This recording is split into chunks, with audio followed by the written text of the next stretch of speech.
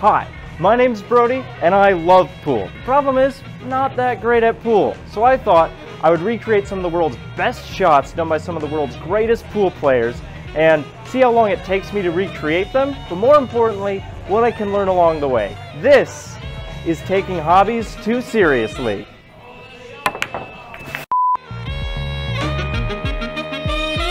So for these shots that I want to recreate today, Nick Varner is playing Mike Siegel, where, who knows, I didn't put in enough research to find that out, but someone filmed it, and because they did, I'm happy. So Nick Varner took an early lead, and then Mike Siegel ended up winning the next 8 games in a row, bringing him to 9 wins to 2 for a race to 11.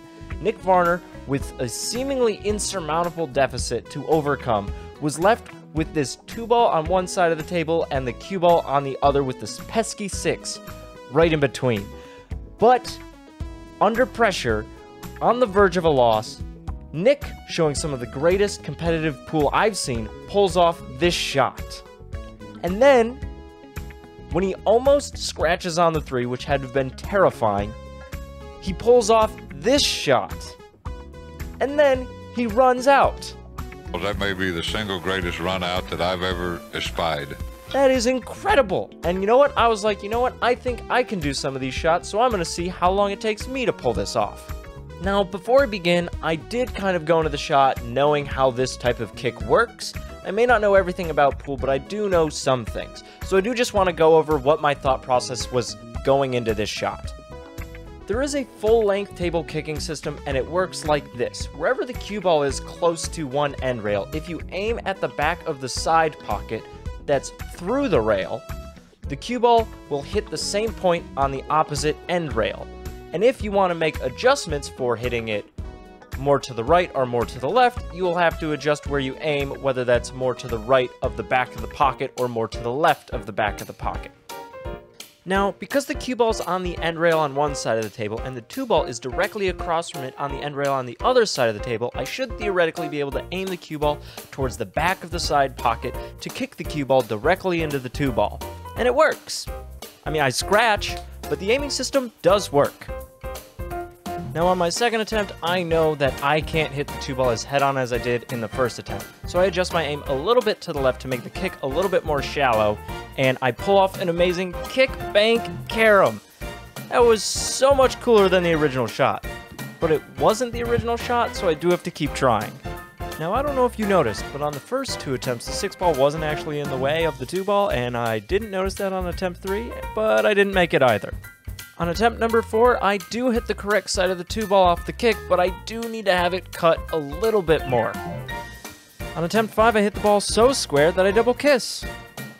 And attempt 6 was a little too thin. And attempt number 7 was too square again. And I still didn't realize the 6 was in the wrong spot. But I did notice before attempt 8, so I fixed it, put the 6 in the right spot, making this a necessary kick, and I miss it, but man, that was close.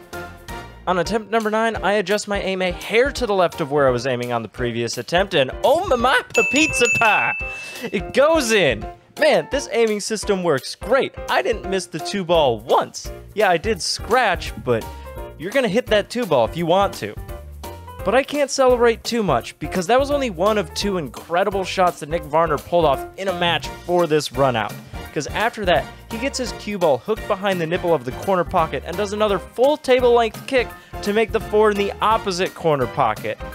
So I guess it's back to the table to see if I can pull off this shot too. Now on this second shot, I should be able to use the same system that I used on my first shot. However, the only problem is that the cue ball and 4-ball are offset. So if I aim directly at the back of the pocket on the end rail, I'm going to under kick it like I do on this attempt. And on attempt 2. Now, the problem with this shot isn't that the cue ball and the 4-ball are offset, but it's actually that the aiming system that I'm using has an adjustment system to account for that, but the adjustment makes me want to aim directly into the side pocket, and I can't do that, so I have to use left-hand English to open up the angle off the kick, and on attempt 3, I just use way too much. And on attempt 4, I rein it in and use less left spin. The problem is, don't use enough. On attempt 5, I'm focused, I'm down, I'm ready. Oh, nope, I stand up. And then I miss it. Glad I reset. On attempt 6, I use way too much left spin. On attempt number 7, I reduced the amount of left spin I'm using, and finally, contact with the 4. On attempt 8, all hope is lost. Attempt 9 is so close. While setting up for attempt number 10, Mr. Butterfingers over here accidentally drops the cue ball in the pocket, and I gotta do the walk of shame to go pick it back up. Then, on attempt 10, I use the correct amount of left-hand English, and I hit the 2 ball, and I don't scratch. Oh, wait, yes I do scratch. Time for the walk of shame number 2. On attempt number 11, I hit the 4 ball again. You know what? I'm starting to get a feel for this shot. Heck yeah, 3 hits in a row. And just when I thought I was getting the hang of it, on attempt 13, I hit the cue ball directly into the corner pocket. Man, pride comes just before the fall. On attempt 14, I'm back to making contact with the 4. And on attempt 15, I scratch again. You know what? Why not? Just one more, for good measure. What is this? The walk of shame number 3? And on attempt 16, I know everything that I have to do. It's just a matter of putting it all together.